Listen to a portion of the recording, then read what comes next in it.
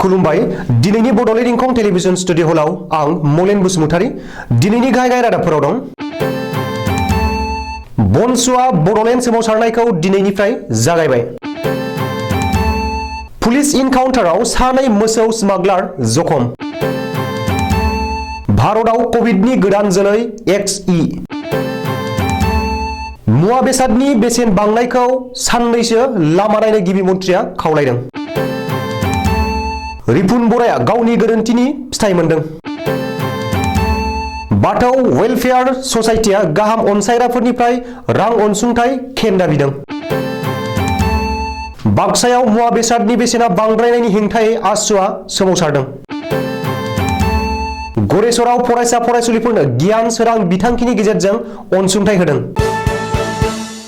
दानिया फैदो आबुं रादाबाव।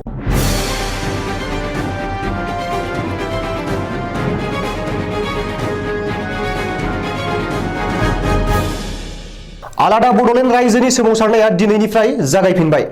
बनसुनि दैदेननायाव दिनैनिफ्राय आलादा बड'लेण्ड रायजोनि सोमावसारनायखौ जागायफिनबाय। क'क्राझार जिल्ला स्पर्टस एस'सिएशननि गेलेग्रा फोथारनिफ्राय दिनै बनसुआ बड'लेण्ड सोमावसारनायखौ जागायदों आरो क'क्राझार जिल्ला बेंगिरिनि जोहै गाहाय मन्थ्रि नरेन्द्र मदिनो गांसे गोसोखांलाइ दैथायहरो। गोदानै आलादा रायजो बड'लेण्डनि सोमावसारनायाव बाहागो लानो थाखाय बनसुनि बिथिंनिफ्राय रायजो राजाफोरखौ खावलायनाय जादोंमोनब्लाबो दिनैनि हाबाफारियाव जोबोर खम बिबांनि सुबुंफोरा बाहागो लानायखौ नुनो मोनदों। बेनि जाहोना जानांगौ बनसुआ दासिमबो सरासनस्रा रायजो राजाफोरनि गेजेराव फोथायजानाय जाथ'वाखै। गुबुन फारसे बर' हारिनि गेजेराव गोदान फरायसा आफाद बनसुखौ दाजेननाय सानखालिनिफ्रायनो थाखानाय फरायसा आफाद एबसुजों एना एनि आरो बनसुनि दैदेनगिरिफोरा बिटिआर गोरोबथा खालामनायखौ लाना एबसुनि सायाव गोख्रों अजद होनाय आरो सोंखारिनायफोरखौ सम सम नुनो मोनबाय थादों। मख'नो गोनांदि एबसुआ बिटिआर गोरोबथा खालामनानै बड'फानि सिमां आरो बर'फोरनि थै मोदोमाव सिथाबना थानाय बड'लेण्डनि सिमांखौ एबसुआ फोजोबस्रांबाय आरो बड'लेण्डखौ दिल्लीयाव फानबोबाय होनना गोख्रों अजद होनायजों लोगोसे बर'फोरनि गांनाय उखैनायखौ सुस्रांनायनि असिलायै आरो गोदानै आलादा बड'लेण्ड सोमावसारनायनि नोजोर आरो थांखिजों बनसुनि जोनोम जादों आरो बनसुआ दिनैनिफ्राय आलादा रायजो बड'लेण्डनि सोमावसारनायखौ जागायबाय। अदेबानि बनसुनि नोजोर आरो थांखिया बेसेबां जाफुंसारो आरो बनसुआ बर' समाजनि गेजेराव माबायदि अनसायजायो बेखौ समाजो खिन्थागोन।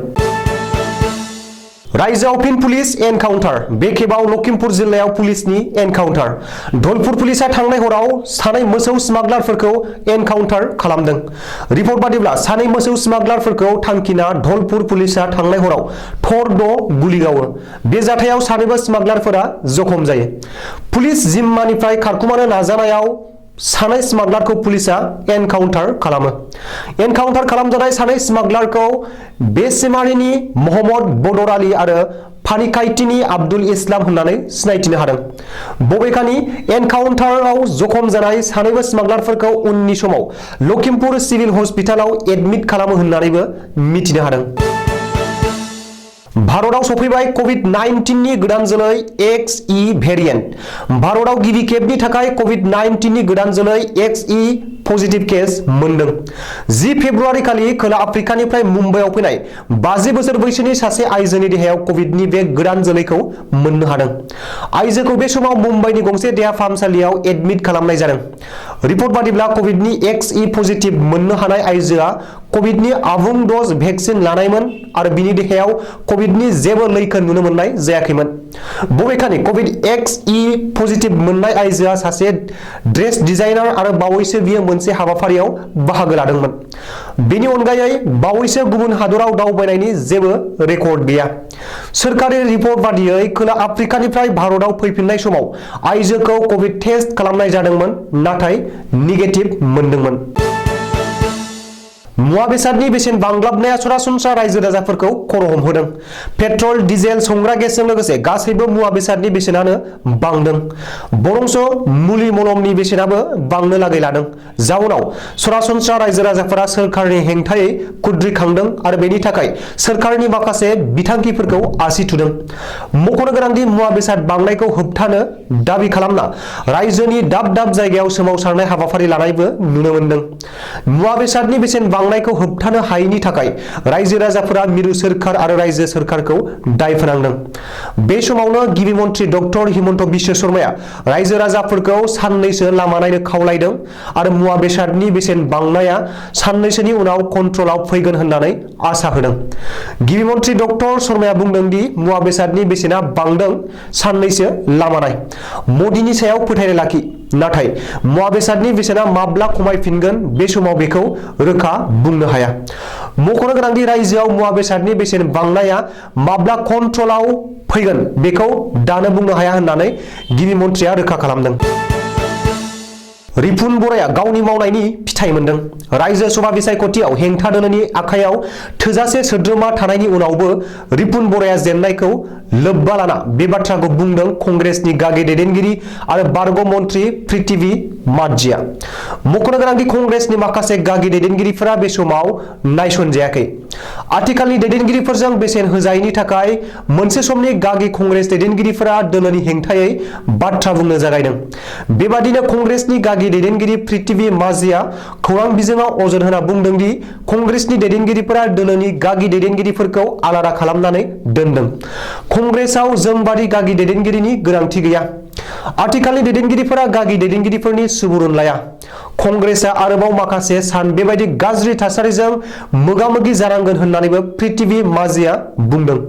बबेखानि रिपुन बराया एपिसिसिनि आफादगिरि जानाय समाव माखासे गोरोन्थिफोर मावदों।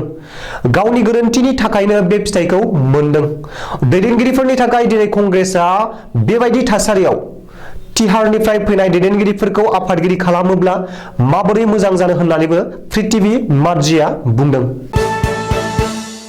अरुणाचल प्रदेश सियांग जिल्लानि पासीघाटआव जोनोम मोननाय बाथौ वेलफेयार ससाइटिया थांनाय 2009 मायथाइयावनो गायसंजानाय बाथौ थानसालिखौ आबुङै लुफुंनो थाखाय आरो बेजों लोगोसे माल्टिपार्पस कमिउनिटि हल, हारिमुआरि न'ब्लां, आलासि थाग्रा न', लाइब्रेरि आरो मावख' लुफुंनो थाखाय गाहाम अनसायग्राफोरनिफ्राय जाय जेसेबां हायो रांनि खेन दाबिदों।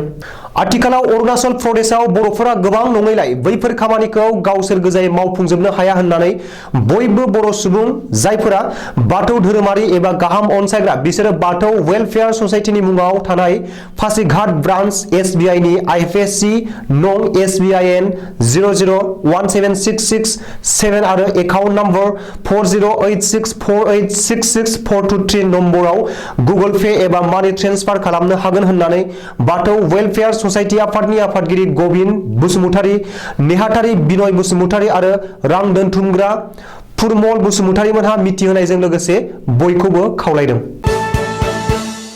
थाद'नाय गैयै सानफ्रोमबो मुवा बेसादनि बेसेना बांलांनायखौ लानानै आसुआ गोख्रोङै सोमावसारदों। मख'जाथावदि बाक्सा जिल्लानि सिङाव थानाय सुबनखाता ओनसोलाव बुधबारखालि आसुनि दैदेनगिरिफोरा ओनसोलनि रायजो राजाफोर आरो फरायसा फरायसुलिफोरखौ लानानै थाद'नाय गैयै सान हर पेट्रल, डिजेल, संग्रा गेस आरो जाग्रा मुवा बेसादनि बेसेन बांनायखौ लानानै लामायाव 2 घन्टा गोलाव हानजा सुरदों। गोलाव हानजा सुरनाय आसाम सरकार हाय हाय, बीजेपी सरकार हाय हाय, भारत सरकार हाय हाय बायदिजों स्लगान होनानै थाबैनो गोख्रैयै हाराव बांनाय पेट्रल, डिजेल, संग्रा गेस आरो जाग्रा मुवा बेसादनि बेसेन बांनाय हारखौ खमायनो खावलायदों। बिटिसिनि MCLA पबित्र बर'आ बृहस्पतिबारखालि गोरिब नखरनि फरायसा फरायसुलिफोरनो फरायनायाव गोसो दुंखांहोनो गियान सोरां बिथांखिजों अनसुंथाइ गथायदों।